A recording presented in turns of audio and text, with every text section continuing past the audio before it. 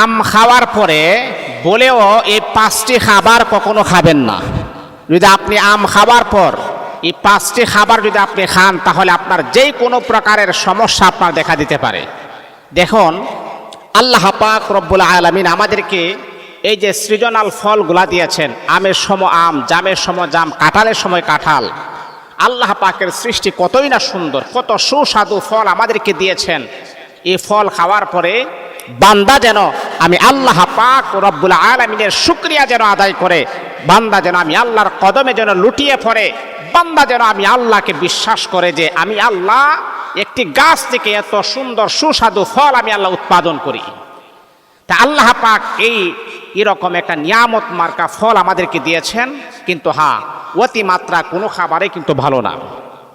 আল্লাহ আমাদেরকে জানাই দিয়েছেন, ওয়ালা তুলকু বিআইদিকুম ইলা তাহলুকা, যে তুমি এমন কাজ করিও না যেটা তোমাকে ধ্বংসের দিকে তোমাকে ঠেলে দেয়। যে খাবার আমাকে আপনাকে ধ্বংসের দিকে নিয়ে যায়, ওই সমস্ত খাবারকে আমরা এড়িয়ে চলতে হবে। আম একটা সুস্বাদু খাবার, একটা পুষ্টিকর খাবার।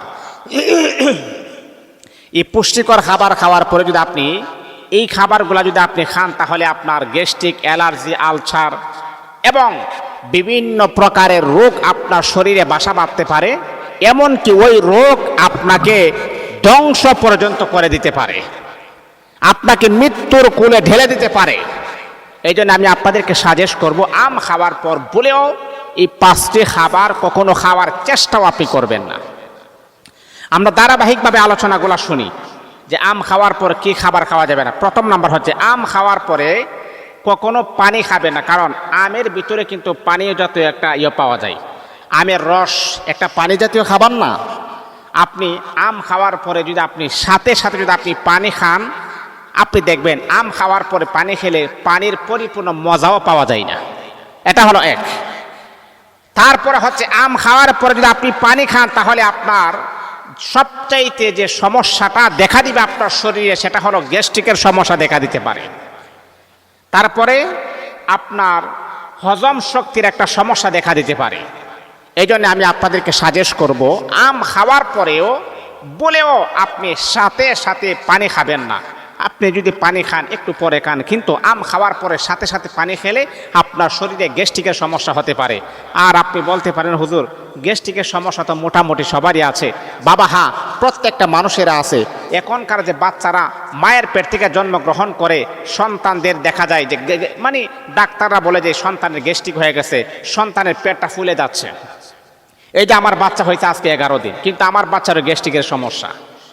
তো আমি আপনাদেরকে বলবো, হ্যাঁ গ্যাস্ট্রিকের সমস্যা কম বেশি মোটামুটি সবারই আছে, কিন্তু এমন কিছু খাবার আছে যে খাবার খেলে গ্যাস্ট্রিকটা আরো বেশি অতিমাত্রা বাড়ে।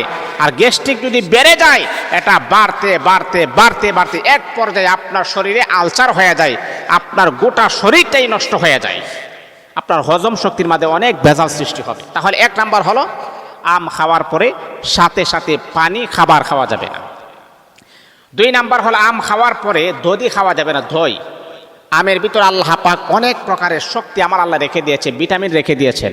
এখন দধির ভিতর আল্লাহ পাক অনেক শক্তি রেখে দিয়েছেন। এই জন্যে আপনি আমও খাইলেন, আবার দধিও খাইলেন, এতে করে আপনার কি হতে পারে জানেন? আম খাওয়ার পরে যদি আপনি সাথে সাথে দধি খান, তাহলে আপনার অ্যালার্জির প্রবলেম আপনার শরীরে দেখা দিতে পারে। অ্যালার্জির প্রবলেম যদি শরীরে দেখা দেয়, তাহলে বাবা চুলকাইতে চুলকাইতে আপনার জীবনটা সর্বনাশ হয়ে যাবে। যাতে করে আপনার এই সমস্যার সম্মুখীন যেন না হন। এখন আপনি বলতে পারেন, হুজুর এইগুলা তো যারা চিকিৎসা বিজ্ঞান তারা এইগুলো আমাদেরকে বলবে। আপনি কেন বলছেন? দেখেন, আপনার স্বাস্থ্য সুস্থ থাকুক, আপনি যখন অসুস্থ হয়ে যাবেন তখন কিন্তু আপনি ইবাদত করতে পারবেন না। একজন চিকিৎসা বিজ্ঞান যেমন আমাদের শারীরিক ডাক্তার, ঠিক তদ্রূপভাবে একজন আলেম কিন্তু আমাদের রুহানি ডাক্তার। তিনি আমাদেরকে রুহানি চিকিৎসা দিবেন। আমি চাই আপনার এই রকম একটা রোগে আক্রান্ত হয়ে আল্লাহ পাকের ইবাদত থেকে যেন আপনি যেন মাহরাম যেন না হয়ে যান।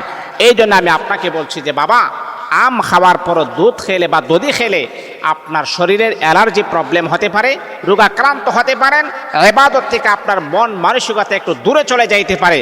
যাতে করে এই প্রবলেমের সম্মুখীন না হন, সেই জন্য আমি আপনাদেরকে সতর্ক বার্তা হিসাবে জানাই দিলাম। তাহলে আম খাওয়ার পরে 2 নাম্বার হচ্ছে দধি খাওয়া যাবে না, তাহলে অ্যালার্জির প্রবলেম আপনার হতে পারে। 3 নাম্বার হচ্ছে আম খাওয়ার পরে কখনো করলা খাবেন না। এই যে করলা, এটা কিন্তু আমাদের শরীরের জন্য অনেক উপকার। শরীরের অনেক সময় যে বিষাক্ত কিছু উৎপন্ন হয় শরীরের পেটের ভিতরে, কিছু পোকামাকড় উৎপন্ন হয়। এই যে করলা কিন্তু অনেক তিতা একটা খাবার, আপনি খেলে এই বিষাক্ত যে জিনিসটা ভাইরাসটা আছে সেটা কিন্তু বিলুপ্ত হয়ে যায়। এটা কিন্তু পুষ্টিকর একটা খাবার।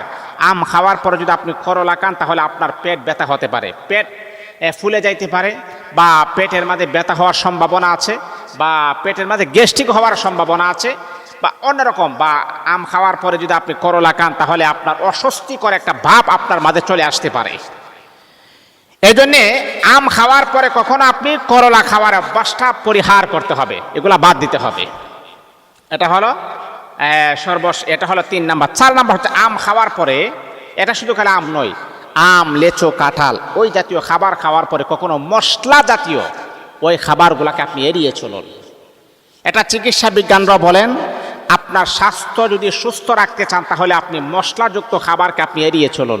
মশলাযুক্ত খাবারে আমাদের শরীরে অনেক প্রবলেম দেখা দেয়, অনেক সমস্যা দেখা দেয়, অনেক সমস্যার সম্মুখীন আমাদের হতে হয়। এই জন্যে আম খাওয়ার পরে কখনো মশলাযুক্ত খাবার খাবেন না। এতে করে আপনার বদ হজম হবে, এতে করে আপনার গ্যাস্ট্রিক আলসার হবে, এতে করে আপনার শরীরে বিভিন্ন প্রকারের রোগ আপনার শরীরে বাসা বাঁধার সম্ভাবনা 95% আছে। মশলাযুক্ত খাবার খাবেন না, এটা হলো 4 নাম্বার। 5 নাম্বার হচ্ছে আম খাওয়ার পরে কখন আপনি ড্রিঙ্কস, এই যে ঠান্ডা, কোকাকোলা, পেপসি, 7 আপ, আপনি এগুলা খাবেন না। আর এগুলাতে এমনি একজন মুসলমানের একটু চিন্তা ভাবনা করে খাওয়া উচিত, কারণ এই যে ড্রিঙ্কসগুলা বেশি আমদানি রপ্তানি হয় বা বেশি বানানো হয়, কে বানাচ্ছে জানেন? যারা ইসলামের চূড়ান্ত পর্যায়ের দুশ্মন, যারা প্রতিনিয়ত মুসলমানকে মারার জন্য প্ল্যান করে, প্রতিনিয়ত মুসলমানদেরকে মারার একটা চিন্তা ভাবনা যাদের মাথায় আছে, ওই সমস্ত দেশগুলাই কিন্তু ড্রিঙ্কসের উৎপাদন করে। আর একজন মুসলমান হিসাবে তো তাদের এই ড্রিঙ্কসগুলাকে আমাদেরকে অ্যাভয়েড করা প্রয়োজন। এই জন্য আম খাওয়ার পরে ড্রিঙ্কস এই জাতীয় খাবারকে এড়িয়ে চলুন, তাহলে আপনি স্বাস্থ্য সুস্থ থাকবেন। আল্লাহ পাক আমাদের স্বাস্থ্য সুস্থ রাখুক। আল্লাহ পাকের গোলামি করার জন্য আমাদেরকে তৌফিক দান করুন।